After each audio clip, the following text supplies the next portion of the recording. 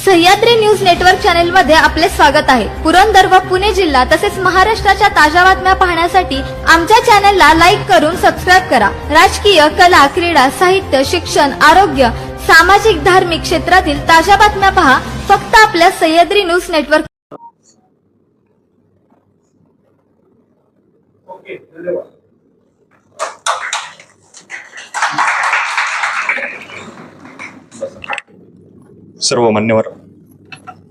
सर्व मान्यवरांना विनंती आहे की कृपया माननीय गुरुसौ धनश्री स्वानंद लोमटे यांना लहानपणापासूनच नृत्याची आवड होती। तीच आवड जोपासण्यासाठी तब्बल 2000 विद्यार्थी जे आहेत ते त्यांच्या माध्यमातून घडलेले आहेत। यांचा येतो विजेताई टेकोडे मॅडम, अजिंक्य टेकोडे सर, स्टेजवर उपस्थित सर्व माझ्या सन्मानार्थी आणि माझ्या समोर बसलेला छान मस्त एकदम क्राऊड, सर्वप्रथम थँक्यू व्हेरी मच मला या कार्यक्रमाला आपण बोलवलं। मला माहिती 12 वाजलेत, आज रविवार आहे, घरी कार्यक्रम असणार आहे, सासूबाई बोलत असणार आहे, तुम्हालाही जायचं असणार आहे, मटण वाढ बघते मला माहित आहे, त्यामुळे मी जास्त वेळ घेणार नाही, एक 5-10 मिनिटांमध्येच फक्त हे करते। आपल्याला ना आपण जेव्हा कुठल्याही क्षेत्रात जातो मी आपल्याला असं वाटतं की आपल्याला डावललं जातं की काय, आपण कमी पडतोय की काय। खूप जणांना हे वाटतं, मलाही सुरुवातीला असं वाटत होतं की अरे काही चुकतंय की काय। याचा एक अनुभव सांगते। ज्यावेळेला मी महाबळेश्वरला जॉईन झाले, मी महाबळेश्वरची पहिली महिला तहसीलदार, याच्याबरोबरच मी पहिली महिला अधिकारी पण आहे। आणि महाबळेश्वरचं वैशिष्ट्य हे आहे की हा तालुका भौगोलिक दृष्ट्या प्रचंड खडतर आहे। तुम्ही जर का पाचगणीला बघाल तर साधारण एक नोव्हेंबर-डिसेंबरच्या कालावधीमध्ये आपण पावसाळ्याचा विचार करा, पावसाळ्यामध्ये डेली पाऊस असतो पाचगणीचा 100 ते 125च्या आसपास डेली mm। तुम्ही जर का पुढे गेलात महाबळेश्वरला तर तो असतो 450 आणि तापुळा गेलात तर तो असतो 30 ते 40 mm। मग होतं काय की ज्या वेळेला आपण पाचगणीमध्ये असतो 2 स्वेटर घालतो, महाबळेश्वरला 4 घालतो, आणि जसं तुम्ही तापुळ्याला जाता एक स्वेटर, कान टोपी, सॉक्स, बेग सगळं बाहेर पडायला लागतं। तर हा भौगोलिक दृष्ट्या खरंच खूप डिफिकल्ट तालुका होता। मी जॉईन करायला गेले, मी 29 वर्षाचे होते, जॉईनिंगला गेले, संध्याकाळी 7 वाजता 5ला ऑर्डर आली, मी 8 वाजता कलेक्टर ऑफिस सातारला जॉईनिंगला गेले। आमचे कलेक्टर साहेब होते विकास देशमुख सर। विकास देशमुख सरांना वाटलं की त्यांना कळलंच नाही मी तहसीलदार, ते बाहेर येत होते आणि मी आत शिरायला, ते म्हणे येस। तर मी त्यावेळेला एकदम बारीक अशी छान पंजाबी सोडून घातले, मी म्हणलं सर मी जॉईन व्हायला आले, तर ते असे माझ्याकडे बघायला लागले। सर म्हणलं मी तहसीलदार म्हणून जॉईन व्हायला आले, तर ते म्हणे तुम्ही तहसीलदार नाही, नको थांबा। मी म्हणलं ठीक आहे थांबते। मग परत 2 पावलं पुढे गेले, परत मागे आले, तुम्ही तहसीलदार म्हणून जॉईन होताय, हरकत नाही या, पण महाबळेश्वर खूप अवघड आहे। म्हणलं ठीक आहे सर, आपल्या मार्गदर्शनाखाली काम करायचा मी प्रयत्न करते। ठीक आहे म्हणाले साहेब। पहिले एक आठवडाभर तर सेट होण्यात, एक तर पहिल्यांदा घराबाहेर पडले, सगळं त्याच्यात वेळ गेला। एक त्याच्यामध्ये 2-3 महिन्याच्या पुढे ना विधानसभा इलेक्शन्स होते, आणि विधानसभा निवडणुकीच्या वेळेला आपलं जेवढं लोकांची कम्युनिकेशन चांगलं तेवढी निवडणूक चांगली होण्यासाठी मदत होते। माझ्या लक्षात आलं की लोक पुढेच येत नाहीयेत। एक तर माझा स्वभाव, मी जरा कडक आहे, मी जरा शिस्तीची आहे, आणि मला असं म्हणजे असं, तसं म्हणजे तसं असं लागतं, तर माझं पटणं फार अवघड होतं समोरच्याशी। आणि मला लक्षात आलं की 2 महिने झाले आपल्याकडे व्हिजिटर्सच येत नाही। तुम्ही जर का तहसीलदार बघितला तर तो बिचारा सतत असं लोकांच्या कराड्यात असतो, लोकांची बाहेर लावून लाईन लावून उभे असतात, तहसीलदार साहेब माझ्याकडे व्हिजिटर्सच नाही। मी म्हणजे असं का होतंय, आपलं काय चुकतंय। मग माझ्या लक्षात आलं की एकतर आपण कडक स्वभावचे आहोत, आणि लोकांना they don't know how to go, lady ऑफिसरकडे कसं जायचं, कसं अप्रोच व्हायचं। मग माझं लक्षात आल्यानंतर मी हळूहळू स्वतःहून बाहेर आले, लोकांशी बोलायला लागले, लोकांशी कम्युनिकेट करायला लागले। म्हणलं मी दिसते तेवढी वाईट नाहीये, चांगले पण आहे, तुम्ही जरा पुढे या, आपण जरा बोलू, असं सगळं करून हे व्हायला लागलं। मग काही लोकांचे एकदा काय झालं, रात्री 10 वाजता माझे आमदार महोदय असे ह्याला आले होते, महाबळेश्वरमध्ये होते, महाबळेश्वरने सर फिरत होते, आणि मी पण महाबळेश्वरमध्ये त्यावेळेला नेमके संध्याकाळी, मी रोज संध्याकाळी एक राऊंड घ्यायचे, राऊंडला चालले होते। तर तेवढ्यात सर आणि सरांसोबत काही त्यांचे मित्रपरिवार, काही सदस्य सर उभे होते। मग तेवढे त्याच्यातल्या एका सदस्याने तक्रार केली की आधीच एक तहसीलदार साहेब आमच्याशी या ठिकाणी रात्री 10:30 वाजता बोलायचे, ह्या बोलत नाहीत। म्हटलं सर मी ना तहसीलदार आहे, मला मान्य आहे, पण मी एकाची पत्नी आहे, एकाची आई आहे, एकाची सून आहे, हे सुद्धा रेस्ट्रिक्शन्स माझ्यावर आहेत। मी जर का रात्री 10:30 वाजता अशी चौकात उभी राहून बोलले तर ते चांगलं दिसेल का? मग त्यांच्या लक्षात आलं लगेच काय चूक झाली. मी म्हणलं मी महिला अधिकारी आहे, तुम्ही मला कधीही बोलवा ऑफिसला, तुम्ही 10:30ला बोला, तुम्ही रात्री 11ला बोलवा, मी ऑफिसला येऊन बसणार. 100 मीटरवरती माझं घर आहे, मी येऊन बसणार. तुम्ही काही असेल मला सांगा. म्हणलं कामाच्या बाबतीत तुम्हाला कुठेही हे होणार नाही. आणि हे कसं सिद्ध झालं ते सांगते. ज्यावेळेला 2009 ते 2011 मध्ये मी महाबळेश्वरला गेले, खूप हेवी रेनफॉल झाला, प्रचंड हेवी रेनफॉल झाला. आमच्याकडे 1672 घरं अंशतः पडली आणि 537 घरं पूर्णतः पडली. एवढा प्रचंड हाहाकार माजला.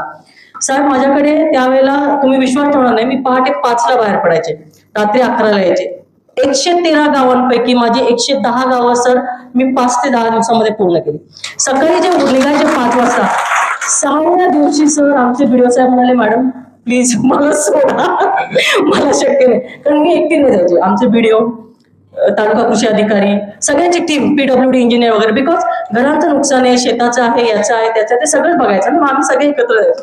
मग 6व्या दिवशी आमचे बीडीओ साहेब मॅडम आता मी थकलो, मला खरंच शक्य नाही. म्हणून ठीक आहे बीडीओ साहेब हरकत नाही, मी बघते. पण मी सगळी गावं पूर्ण केली, सगळी बघितली, सगळं हे केलं, प्रॉपर पंचनामे केले, सगळं दिलं. आणि तेव्हा त्यांच्या लक्षात आलं की madam is physically also tough, ची दिसतात तशा पण त्या आहेत. मग हळूहळू लोकांचा अप्रोच झाला. आणि मला सांगायला खूप अभिमान वाटतो की 2 वर्षांनी ज्यावेळेला माझी तिथे प्री मॅच्युअर बदली झाली, काही जणांनी केली, मी ऐकत नव्हते. अनधिकृत बांधकाम मी खपवून घेतली नाही, मी सरळ JCB लावायचे, बांधकाम काढायचे, तुला कोर्टात जा नाही तर जिथं जायचं तिथं जा, मी बघते काय. मग हे सगळं झाल्यावरती त्यांना लक्षात आलं की मॅडम काहीच करत नाही, म्हणजे ऐकतच नाही. आणि थोडंफार पॉलिटिकल प्रेशरायझेशन होतं, पण माझा स्वभाव असा की मी नाही ऐकत. काय वाटतं आपल्याला करा, मला माहिती माझी बुद्धिमत्ता लेवल काय आहे, मला माहिती माझं वर्किंग पॅटर्न काय आहे, ते असं आहे, ऍक्सेप्ट करा नाही तर रिजेक्ट करा, पण मी अशीच राहणार. मग ते झाली माझी बदली झाल्यानंतर आमचे लोक म्हणाले सर आमची माऊली गेली तालुक्यात. आणि हा माझ्यासाठी सगळ्यात मोठा अभिमान आहे की अरे मला लोकांनी आज ही किंमत दिली. लोक म्हणाले माऊली गेली आमची तालुक्यातनं. आणि त्यांची खूप हे चालू होती, मॅडम आम्ही आंदोलन करू, तुम्हाला वापस आणून. म्हणलं नाही, काही नको, म्हणून मी चालले. म्हणलं जिथे दिलं तिथे खुशी, म्हटलं मी चालले. मग त्याच्यानंतर असे हे झाले होते, ते रुखरुख मला पण होती म्हणाला की माझी अर्धवट बदली झाली. पण मी जाताना एक सांगून गेले, मी पुन्हा येईन.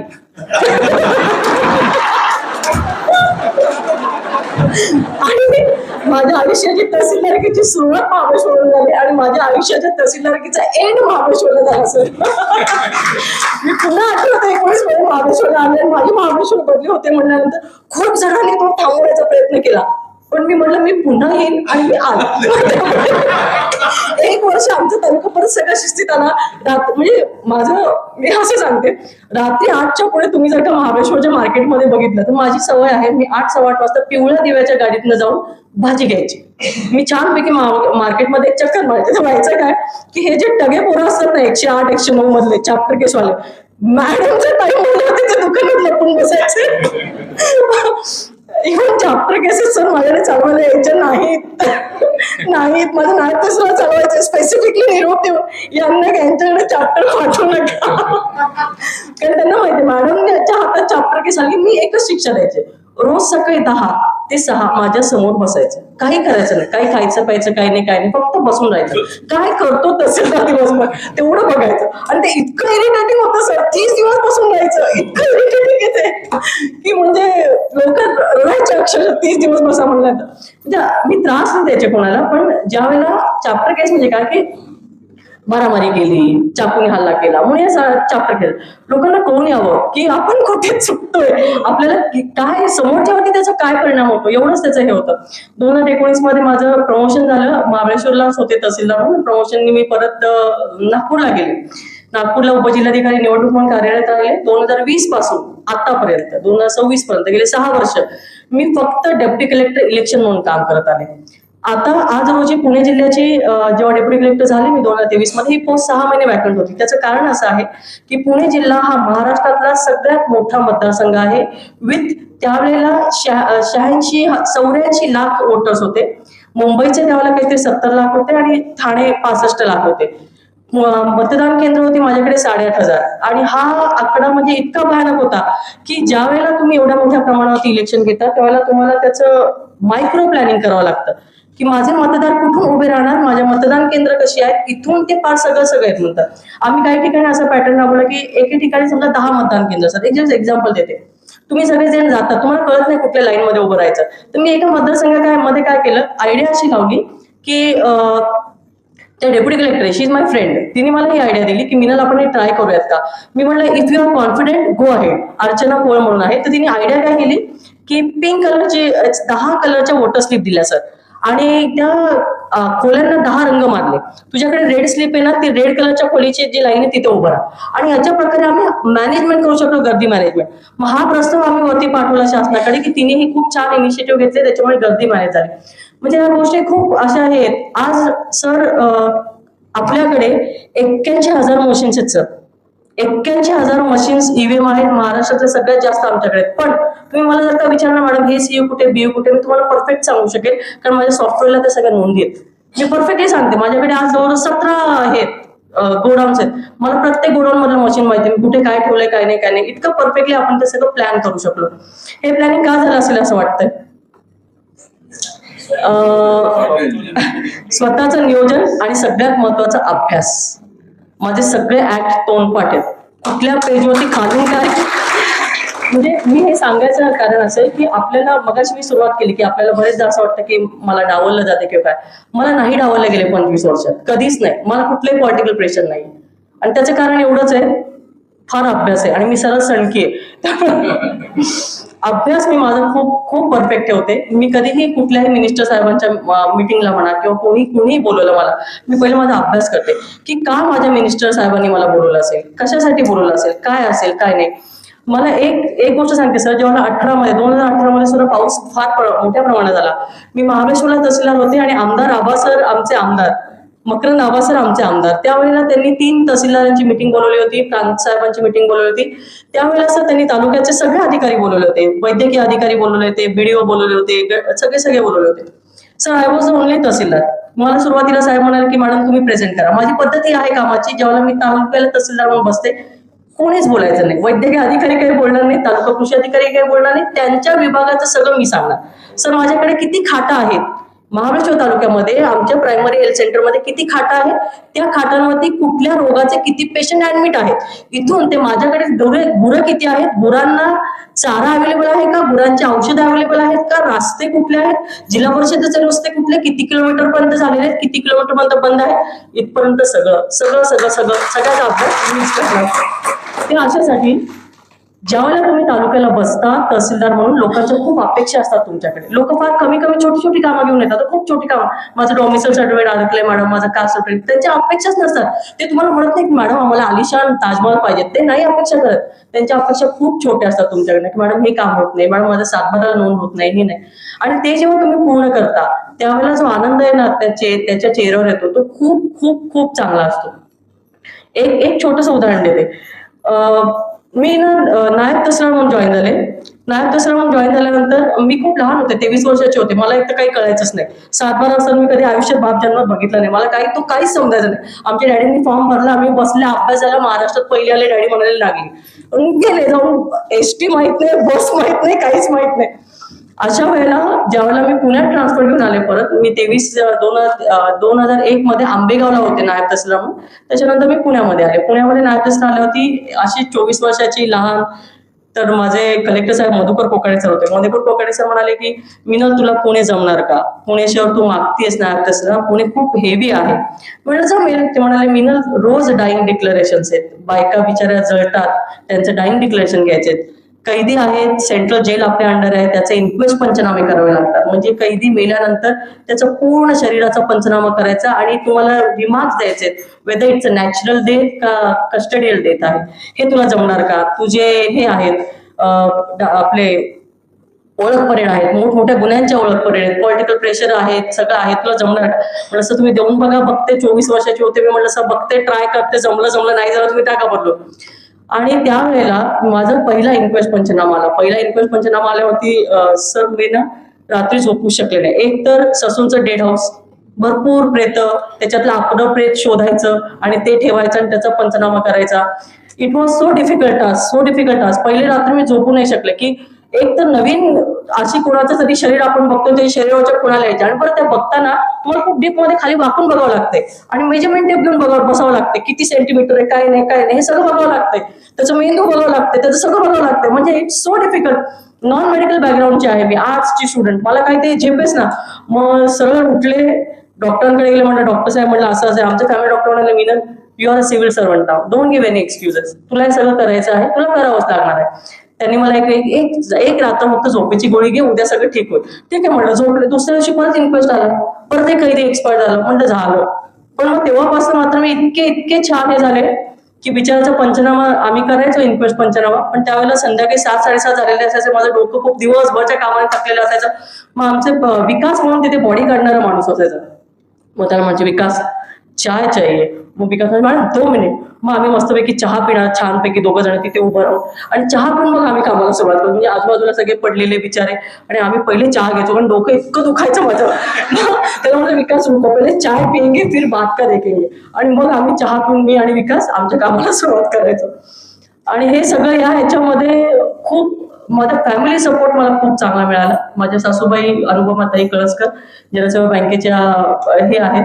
पण मी एक सांगते की तुम्ही जेव्हा सासूबाईंचा सपोर्ट एक्सपेक्ट करता तेव्हा तुम्हालाही त्यांना खूप खूप मोठ्या प्रमाणात सपोर्ट करावा लागतो. मी माझ्या सासूबाईंचा प्रोटोकॉल अतिशय उत्तम करते, अतिशय उत्तम. काय होतं ना की आपण नवऱ्याला मुठीत गेला जातो, सगळ्यात चुकीचं आहे. सासू घ्या अहो सगळं खानदार मोठी घेतात, म्हणजे स्ट्रॅटेजी चुकते आपली. माझे मिस्टर आले, त्यांना मी खाली थांबवले, म्हणजे वरती नका मला बोलायचे काय आहे ते. त्यांनी म्हणलं पहिले माझं बोलून घेऊ दे. त्यांना म्हणत मी थोडा गाडीतच थांबा, मला म्हणून सोपं बोलू दे. स्ट्रॅटेजी आहे ना आपली, स्ट्रॅटेजी तर मी पहिले तुम्हाला अवघड जाईल. मी एकमेव महिला अधिकारी असावी कदाचित. माझ्या सासूबाई 9:30 वाजता मला शार्प ब्रेकफास्ट हातात देतात. ब्रेकफास्ट हातात असतो. 1:30 वाजता त्याचा डबा बांधलेला असतात. 1:30 वाजता माझा शिपाई उडून डबा देतो. सासूबाईंच्या हातचं जेवण असतं. रात्री सुद्धा सासूबाईंच्या हातचं जेवण असतं. म्हणजे इतकं त्या माझी काळजी घेतात. माझे मिस्टर सॉफ्टवेअर इंजिनियर आहेत आणि ते बिचारे परदेशात होते इतके वर्ष. आता ते इंडियामध्ये आलेत आणि आल्यानंतर मग त्यांना कळतं की बायको ही खूप. आणि आपल्याला दरवेळेला असं वाटतं ना की तुम्ही घर आणि संसार आणि करिअर कसं हँडल करता, असं आपल्या महिलांना विचारलं जातं. आता मी गाडीत येताना त्यांना विचारलं तुम्ही कसं हँडल करता मला. म्हणून तुम्हाला असं वेगळं वाटत नाही का की आज सकाळी मी त्यांना आज 7:30 वाजता सगळं झालेला उठा आपल्याला जायचं. तुम्ही कुठे, मी म्हणलं अहो मी ना ह्याला चालले सासवडला, आपण जेजूरचं दर्शन करून खूप वर्षात गेलो नाही. ते म्हणजे आत्ता म्हणलं आत्ता ते विचारांनी आवडलं का. म्हणजे हे खूप मोठं आहे. म्हणजे कुठलाही इगो नाही, काही नाही. It's very difficult to handle की कधी पण बायको सांगते काही पण आणि आपलं त्यांनी खूप छान ते ऍडजस्ट केलं, खूप छान त्यांनी हँडल केलं. माझी मुलगीचं पण बिचारी 20 वर्षाची आहे, पण तिच्या कॉलेज फंक्शन्सला मला कधीच जाता आलं नाही. तिच्या शाळेच्या फंक्शन्सला पण मी जात नाही. पण बाकीचे जेवढे मला आमंत्रण येतात त्या ठिकाणी मात्र मी जात असते. त्याचं मला असं खूप गिल्टी फील होतं की अरे काय अशी लहान लहान मुलं स्टेजवरती नाचत असतात. त्याला मलाही आठवतं की अरे माझ्या मुलीचा पण आज होता पण मी जाऊ शकले नाही. म्हणजे या सगळ्या गोष्टी आहेत, त्याच्यातनं झालं सगळं. मग तो तसं म्हणून मॅडम माग बघायचा आहे, म्हणजे जसं आता यांनी मागायला सांगावं कमी आहे मॅडम इज कमी.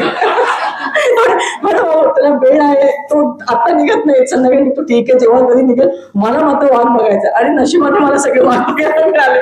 आणि मग ते चेष्टेने म्हणायचे की वाघाला भेटायला वाघ मिळते. आम्ही एवढे हसायचो सगळे. पण आय रिअली एन्जॉयड माय 25 वर्षाचं करिअर माझं खूप एन्जॉय केलं. फॅमिलीला खरंच त्रास झाला. दे हॅव म्हणजे खूप ऍडमरेबल आहे की त्यांनी खूप हे केलं. मी माझ्या आयुष्यात पहिल्यांदा 2002 मध्ये माझे मिस्टर बाहेर असतात, लंडनला ते मला घेऊन गेले. त्या दिवशी नेमकं माझं काउंटिंग होतं विधानसभेचं. सुप्रियाताई सुळेंच्या काउंटिंगला मी टपाली मतपत्रिका मोजायला मला ठेवलं होतं. आणि टपाली मतपत्रिका मोजली, सगळ्यांची हिशोब केला आणि संध्याकाळी 5 वाजता माझे यजमान बाहेर उभे राहिले गाडी घेऊन की आता आपल्याला लंडनला जायचंय. मी म्हटलं ठीक आहे. आणि मी तशीच गाडीत बसले आणि लंडनच्या हिथ्रो एअरपोर्टवरती मी एकमेव महिला होती जी साडीमध्ये विदाउट स्वेटर उतरली. आणि मला काहीच कळलं नाही की आपण 6 वाजता आलो आणि एवढी थंडी आणि मी कॉटनच्या साडीमध्ये Heathrow airport.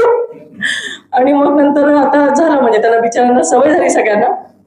They have adjust it very well. म्हणजे कौतुकास्पद आहे की खरोखर अवघड आहे. जेव्हा महिला आपण सगळे काम करतो आपल्यालाही खूप जबाबदारी असते. मला माहिती आहे तुमची मटणाची वेळ झाली, आमचे हे असं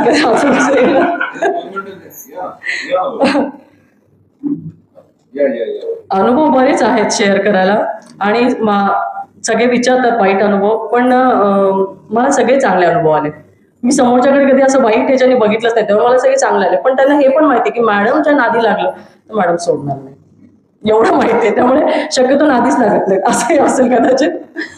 पण आय एन्जॉयड माय सगळे 25 वर्ष खूप छान गेले करिअरची. इट वॉज, आणि आता टफ टास्क होता पुण्याचं इलेक्शन. इट वॉज रिअली चांगली झाले. हे करू का पुण्याने? ओके. उंबरठा होणार नाही की त्यांची सत्ता सुरू. पासवर्ड मला 1-2 ठिकाणी दर्शनाला जायचं, त्यामुळे तुम्ही जाऊन येतो, तुम्ही कार्यक्रम करते.